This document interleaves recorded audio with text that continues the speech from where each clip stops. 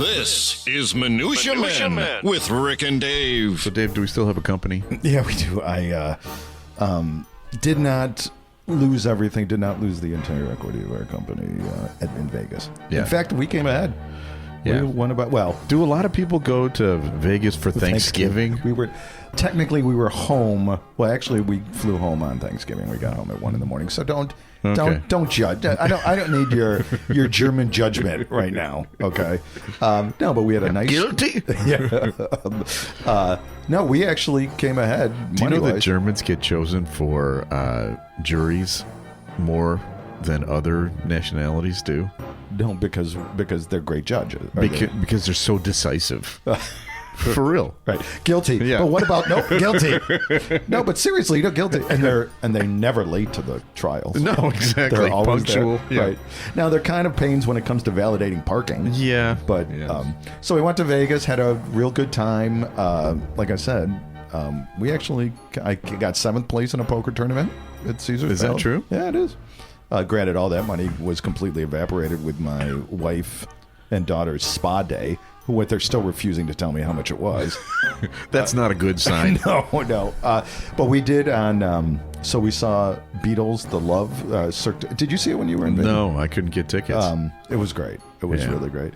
But we also saw RuPaul's drag race. Okay. Or whatever. I may have had a little bit too much marijuana. Oh. Before. So marijuana's legal there. So I'm not doing. Don't judge me, German boy. Okay, it's totally judgment. legal. And so I took a little bit too much. I took one little gummy, and I'm a lightweight, so I'm sitting there. And have you ever been to a drag show, Stone? I have not. I've not been to a drag show. Well, you got to go to a drag. I couldn't follow anything. At one point, I'm like, is that a man or a woman? Of course, it's a man. Biologically, yeah. I mean, there were so many. Maybe not the right mindset. Pronoun, pronoun, but and there's lights everywhere, and there's inside jokes that I'm sitting there, and like my wife's next to me. Are you okay? And her head gets really, really big, like a chipmunk on my daughter. Are you okay? I'm like, yes. Listen, when is this going to end? This is great, but it's too much. I take it back. I was at a drag show once. Yeah. Remember when we were at WPGU in Champaign? Oh, didn't we do a Lola lookalike contest for when the Kinks came to town? Yeah. Right. And I don't know what we were thinking exactly, but it was a drag show basically. So does that count? Yeah, sure. Yeah. So you know how I'm a big gambler, but I enjoy playing poker. Yeah. 2 nights, all I can take of Vegas. Really? I was ready. It's just too much for this 60-year-old. You know guy. What? Bring back the all-you-can-eat buffets. There are none of those anymore, and it's not cheap. No. I went there in January. I thought, geez, I don't know if I am ever coming back here again. Right. If you can't get a 99-cent all-you-can-eat breakfast buffet. Yes. Yeah, exactly. I don't even know you anymore. Where are the $2 blackjack tables? No. That's what I'm looking for. But that's why I don't go to Vegas. But happy Thanksgiving to all of our listeners. Yes. And it's time for Minutia Men. The following is a Tony Lasano podcast, an Opie production on the Radio Misfits Podcast Network. This is Minutia Men with Rick and Dave. So Germans are the best jurors? Yeah. Who's the worst juror? Who would be the worst? Now, that's for the prosecution. Yeah. Oh, yeah. Right. The prosecution. They lean a little to the guilty side, right? But like the Swiss, they would be lousy jurors, probably. Yeah. If you can't pick a side during World War II. Yeah, I mean, come on. You're not going to pick.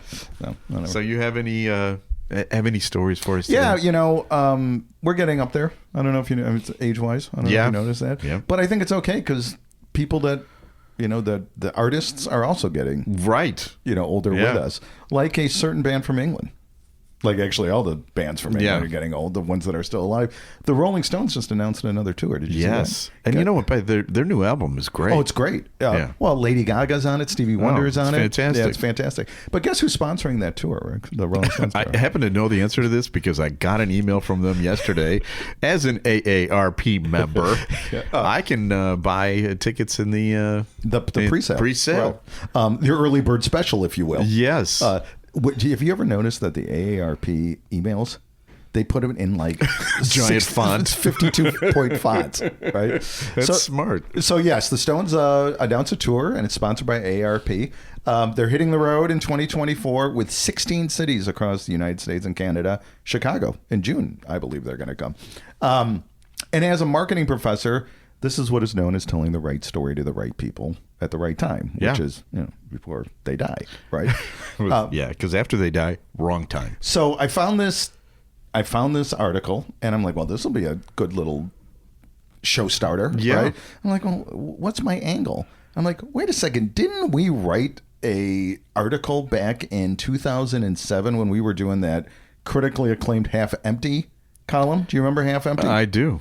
But I don't remember this column. So we wrote a column in January of 2007 about, granted, this is what, it's 15 years ago, 16 years ago, about rock bands getting old and still touring. Really? Yeah. And part of it was because Prince was performing at the Super Bowl that year. Okay. And he was 50. Oh. And we're like, oh, he's 50. God. What the, come on. Everything just looks ridiculous in retrospect, doesn't it? And I think this is totally belies the fact that we don't come up with any new content. We just repurpose content.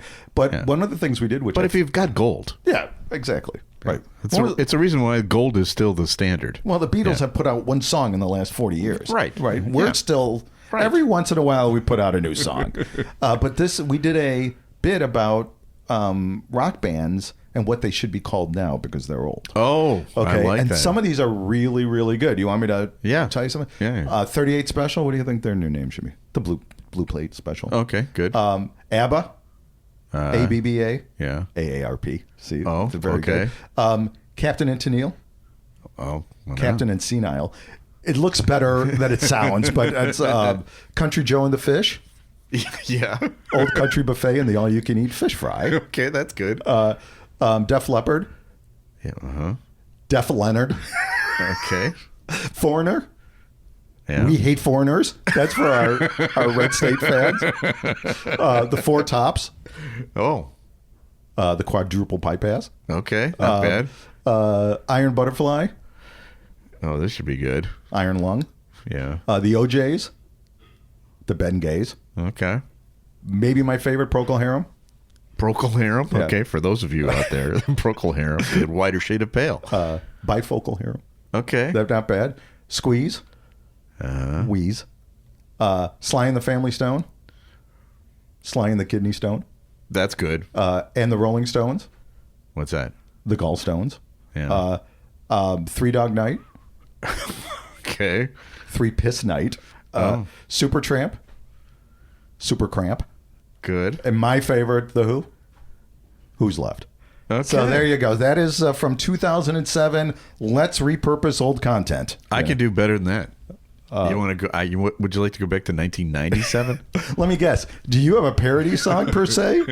I did. You know, we wrote a song about the Rolling Stones when they came in '97, and at that time, It was like, oh my God, they're not going to tour they again. hadn't been touring in years, and we thought, well, geez, they're old now to tour, and of course, And they're our age now. Wait, what? 97, 25 years ago, yeah, probably about our age at that time. Yeah. And actually, maybe even could be even younger. Well, please don't say that, because this is the song that we wrote.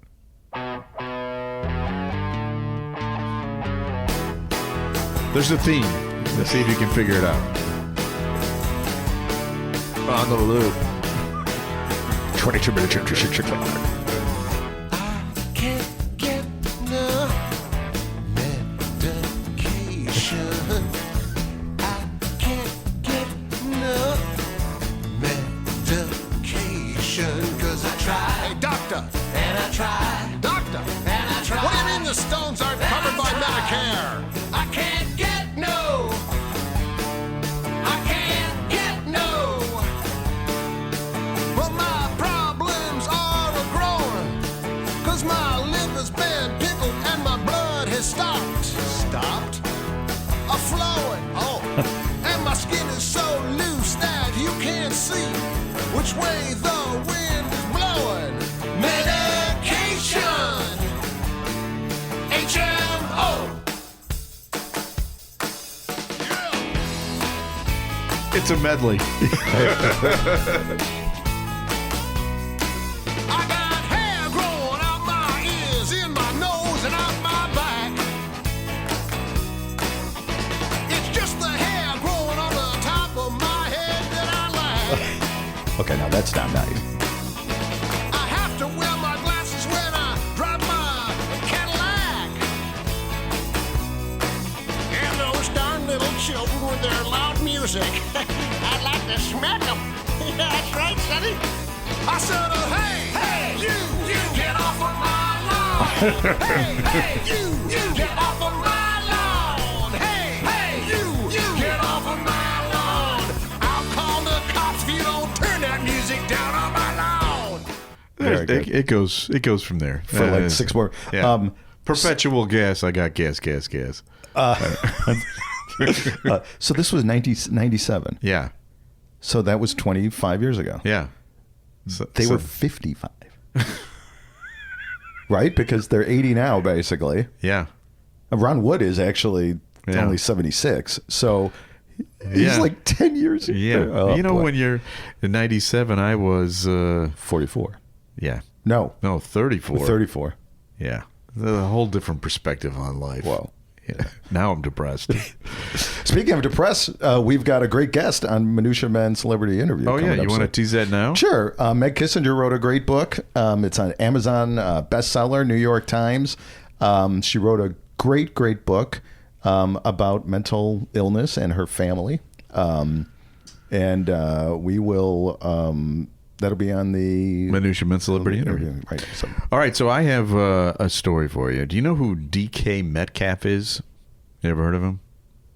that's not... Who was the guy who jumped out of the airplane? That was DB. DB Cooper. Okay. No. DK Metcalf is a wide receiver for the Seattle Seahawks. He's known for trash talking. And he's gotten dozens of penalties over the years, even been fined by the league. And he didn't want either of those things to happen again. So he did what any self-respecting person would do. He just stopped doing it, correct? Oh, yeah. That's No, exactly. he did not, because He's also German. He abides by the laws, right? he could not give up his love of trash talking. Okay. So Man's committed. he learned sign language. Nice. Okay. Isn't that great? That's a great loophole. Yeah. Sure enough, if you have watched him, fans figured out the Metcalf signed 44, my son, after scoring, because he was telling number 44 on the Rams, cornerback Akello Witherspoon, he had burned him. So he sign language. Sign language it. Now, before you get to the league offices, they are looking into this. Okay. And I'm sure that they will probably want to know how you do profanity in sign language, which I'm going to tell you. I mean, I do it every day in traffic. Well, I'm going to tell you right now. If you would like to say whore or slut or prostitute in sign language, you wave an open hand on the side of the chin, front to back. This is not a joke. This is for real. Fingers cupped in a C form, but thumbs out. Like... Oh, it's like it's like the Italian... The FU. But you do it twice. Okay? Dick is a D hand shape tapping the nose. Oh. Yeah, right? That could also be dick nose, too. Great. I think, probably the shape and the... Yeah. That's the combination. Sure. Bitch is a B. So with a B, and you also against the chin. It's like B, What's up with the chin? I mean, they're all, it's I don't know. It feels good, I guess. Touching the P hand shape, middle finger to the nose, and then bringing it out to an F means piss off. Okay. Or that's for our British. Yeah. That's in Britain. Exactly. Fuck. Yeah. Is 2 V-shaped hands. Tapping them twice. Oh, that's your hand. You did that really. How's your arm's doing great better, now? Right? You like that? Yeah, I mean, you were able a couple of weeks ago. You couldn't do that. That's great. I have a brace on, but yeah. And here's the one that I think you're going to want to use. How do you say "fuck you" in sign language? Well, I know. How? It's a middle finger. Correct. So you already speak. Fluent. I'm bilingual. You speak fluent. Hey, not only do I speak bilingual, we're huge across the world. Are we? And here's a review from Australia. Really? Highly enjoyable and relatable observation keeps me coming back to these guys. Hot stuff. I don't think we've ever been called hot stuff. And that's from Farty Giannetti via Apple Podcasts Australia. So all right. There you go. All right. Well, if you'd like to rate us, that really helps us. You can go on any of the podcast genres and put on there 5 stars for Minutia Men or Minutia Men Celebrity Interview. You can also go to opishows.com. There's a lot of great shows there. And radiomisfits.com. And right now, it's time for another feature. Time now for Studio Walls. And the words of the prophets were written on the studio walls. So today, the day we're taping this is November 28th, 2023. And on this date, Dave, in 1974, John Lennon was on stage for the very last time in his life. Wait, did you say it was his last show? Performance? Well, his last performance ever. Wow. Now, he did not, it wasn't his concert. It was an Elton John concert. Okay. And he came on to do the encore with Elton John. Elton. Wow, that's pretty cool. And the reason why was they made an agreement because Elton appeared on Whatever Gets You Through the Night. And if that song ever became number one, John said he would come on stage with Elton. Okay. And it did become number one. Really? Now, I had a chance to interview May Pang. We've played a couple of clips from her, but I don't think we've ever played this one on this show. We talked about that day because she was there with him. And May Pang being his girlfriend. May Pang was his girlfriend while he was married to Yoko. A little shenanigans going on there. I think, yeah. I'll display it for you right now. None of the friends, we all talked about it. We were, you're shocked by what happened, by the events, but none of us were really that surprised by it either. Tell us about that last appearance that he did at Madison Square Garden, because I think it's painted beautifully. The story is told beautifully in the film, but if you can give us just like a little encapsulation of what people can see when they see this movie. Oh, I think it's John going through these paces, and in the back, he was nervous that night. There was no two ways about it. And when he got on stage, he made sure that I was within full view, so he can see me. He wanted to see my immediate reaction to him singing, and it was right past Elton's piano. That's where I was standing, so that when John turned his head to the right, he could actually just see me. And he was so thrilled. He was so thrilled at the end of the night that it was over. Yeah. And that's another myth. Everybody thought that our relationship had ended, and that's not what happened. Right. We continued on. I know, because that's one of the big myths, that he went home, he did this. That's not what happened. Right. Can you imagine John Lennon being nervous? Yeah. Well, he hadn't performed in years. 3 or 4 years. Yeah. But yeah, no, it is pretty hard to believe. I really enjoy the interviews with people, spouses of just crazy, famous too. people, and they're just people, right? Yeah, no, I know. They've got the same float. They bleed. What we provide minutia. Yes. Got another story. Okay. If you fire up the Florida jingle, that would be great. Oh, you know what? I was just kind of sleeping on the job here for a second, basking in a discussion that I had about how great you were doing. Well, just the idea of being with someone who was with John. It's one degree of separation, and I kind of have. You found the jingle? Yeah, I found it. What's wrong with you, Florida? Are you saying that I was stalling? Yeah. We should start doing this on video, because the expressions of just terror when we forget the name of a guest or something, and we're like, I don't know. Woman pulls pants down in aisle during Florida flight. And we've got audio. We've got video. Not that matters, but we got audio of this too. A woman riding on a Frontier Airlines flight flashed her fellow passengers on Monday after pulling her pants down mid-flight, according to a video shared with News 6. This is News 6 out of Florida.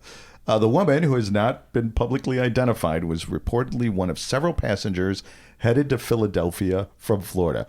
Whoo boy, Philadelphia, Florida, on a budget airline. What could possibly go wrong, right? And so footage shared with News 6 by a passenger, her name was Julie Hartman, shows the woman saying, well, you know what? I think before they got on this flight, they had to swear in sign language just to show. Right. There was no boarding passes. Yeah. It was you have to flop out a jag off. Exactly. So, Aaron, you got the audio? I do, yeah. And this is disturbing, but I'm going to play it anyway. Sorry, everybody. Are you serious? I don't give up. No, you. I gotta go pee. I don't give up. You never on them. Let me back. This poor little boy next to us. But she's a winner. And she's a peach. Mom, I'd like you to meet my bride. Yeah, right. Well, evidently she had to go to the bathroom, and evidently they didn't let her, or it was closed, or whatever. It's Frontier Airlines. Yeah. It was probably an extra $50. So we flew a couple days ago from Vegas. I cannot remember the last time that I went on an airplane and I sat in a seat and I had to actually tighten the seatbelt from the person who sat before me. Usually I have to loosen it. Yeah. There must have been a girthy man before. Or it could have been this young lady. Could have been. But I get a thrill when I sit there like, oh, look at me. Now, did you say what she was doing on this audio? Did I miss that? Yeah. So she goes into the middle of the aisle and takes off her pants and squats. Yeah. Now, I don't think she urinated. No, but she was threatening. She was threatening it because... But she did take her pants off. She took her complete pants off. And if you Google... lady on Frontier flight, I'm sure it's actually called "Woman Pulls Down Pants During Frontier Flight from Florida." Yeah. So, but it will not titillate you. Let me just say that. Yeah, right. Not that I've ever been on Pornhub. Got a feeling there's no. This one's not on there. Yeah. Yeah. Wow. She's a peach. Mm-hmm. Holy mackerel! But I bet they let her to go to the bathroom. Yeah, I'm sure that's true. So, as a duo, Dave, you and I, Brick and Dave, going back, 40 years? More. There aren't many duos that have been around longer. No. Simon and Garfunkel, they didn't make it. No. And, the one that I always hung on to was Hall & Oates. Oh, nothing's ever going to happen to them. I mean, look, those guys, they're together. Yeah, they're united. Yeah. Well, it turns out Daryl Hall, half of one of the most beloved pop duos of all time, suing his ex-partner John Oates. Now, these guys have been around since 1972, so they've been partners longer than you and I. 10 years longer. Yeah. They've released 18 studio albums, 6 #1 singles. They have parted and reunited a few times, but according to court records cited by Vanity Fair, 77-year-old Hall filed an undisclosed complaint against Oates on November 16th, my anniversary, as well as a motion for a temporary restraining order. Oh, my gosh. Which was granted, which goes into effect this week. Now, the filing is sealed. Right, so we don't know exactly. We don't know exactly, but I have connections. I've got a parody song. No, I don't. That would be silly. But I have unsealed part of the complaint. Have you? Yeah. Okay. Spoiler alert. Apparently, what? Oates' attorney is complaining about financial implications, which is understandable. Yeah, because Daryl Hall's he's got all the dough, right? Well, Hall's attorney said you can rely on the old man's money. Oates said you're out of touch. Hall said private eyes are watching you, and Oates replied, I can't go for that. And that's all in the filed the filing that has been sealed. ChatGPT, make a conversation with Hall & Oates lyrics about a lawsuit, please. I don't want to tell you how much time I wasted coming up with those I've four. done things like that before, and you're like, oh man, just hoping. It seemed like a good idea, and then while I was working on it, I was like, oh, this is lame. But you know what? I'm in. I'm in now. Yeah, you're all in. At this point, you're pot committed, and you're like, all right, well, Exactly. I've already spent 4 minutes on this. I'm not going to just waste those 4 minutes. Time for one more feature. A random name pulled out of Rurik's bowl of brushes with celebrities. Mixture, collection, selection, assemblage, medley, assortment, variety. Time now for Celebrity Potpourri with Rick and Dave. So this is the part of the show where people send us in their brushes with celebrity stories. And we got one from Lori this week. We're huge with the chicks. They love us. Oh my God. Yeah. Until this episode. It is funny. Can you tell the story that our interview Meg Kissinger, who is going to be a Minutia Men celebrity interview, she was prepped for what we were going to do because she heard the show that we were talking about Kim Kardashian's nipples. Right. And keep in mind that she wrote a book on suicide. And she's like, all right, I got to buckle up for this one. Where are we going? This ain't that Gail lady on CBS News or morning show. Anyway, Lori writes, my grandfather fought in World War II with the 296th Combat Engineer Battalion. He never really talked about his Army days, but I knew he won a few combat medals. And he had one photo of his Army buddies that my grandmother displayed in the china cabinet. One day in the mid-'80s, I was looking at Grandpa's photo when I thought I recognized one of his Army buddies. The names were on the back of the picture. All of them had Polish last names, including my grandfather. The one that looked familiar was named Kanapka. Okay. Bobby Vinton. Who is this guy? I asked Gramps. He said, that's Ted Kanapka. Well, why does he look so familiar? Oh, he went into acting after the war. His acting name is Ted Knight. Oh, my God. Ted. He said, good actor, better soldier. But apparently he was a war hero. Ted Knight was a war hero. I didn't know that. I'm trying to think of him on the Mary Tyler Moore show. Yeah, Ted Baxter. Ted Baxter in war. Oh, Germans. It's Bushwood, sir. Love a Ted Knight. Well, thank you. Yeah, thanks. Feel free to send those in. We're available everywhere. You can find us. And we did mention Meg's book. I don't think I mentioned the title. While You Were Out, an intimate family portrait of mental illness in an era of silence, and that is on our sister podcast, Minutia Men Celebrity Interview. That's right. And it's a great interview. It is. And we have people to thank for this show. We'd like to thank... we are just cranking out the content today. Please. I did another one before you got here.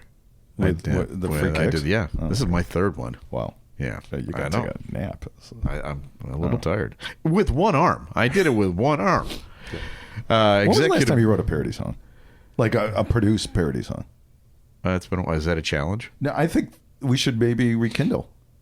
Yeah, I'm available to do that whenever. You think Landecker would? You think he'd sing them? Yeah. He might. Yeah. He might. We got to get a band, right? It's a lot of work. Yeah, forget it. It's a lot of work. Let's just use the old shit. No reason to create new content, Rick. Thanks to our executive producer, Tony Lasana with opishows.com. Opie is hippo backwards. Thanks to Ed Silla with Radio Misfits. Extraordinaire. He's the one that distributes the show. Great Talk Radio's not dead. It just moved to a better place. RadioMisfits.com.